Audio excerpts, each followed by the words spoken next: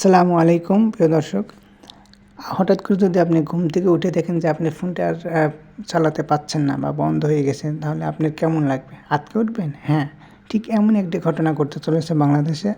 ১৬ই ডিসেম্বরের পর থেকে আপনার ফোনটি যদি BTCL এর রেজিস্ট্রেশনে না থাকে, তাহলে আপনার ফোনটি অটোমেটিক বন্ধ হয়ে যাবে।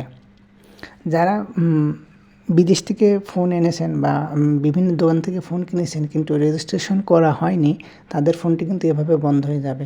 তো কীভাবে জানবেন যে আপনার ফোনটি রেজিস্ট্রেশন আছে কি না? এজন্য প্রথমে আপনার ফোনটি হাতে নেবেন এবং হাতে নেওয়ার পরে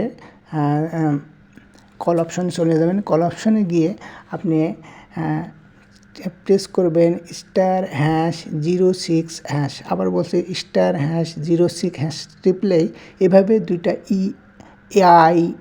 IMEI নাম্বার আসবে। এই IMEI যে কোনো একটা নাম্বারে আপনি ইউজ করতে পারবেন।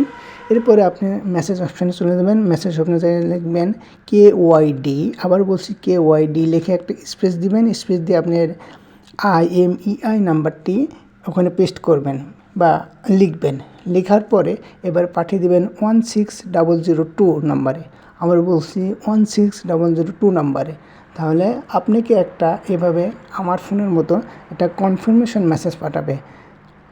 আপনার ফোনটি রেজিস্ট্রেশন আছে কি না তা এই মেসেজের মাধ্যমে আপনাকে জানিয়ে দেওয়া হবে।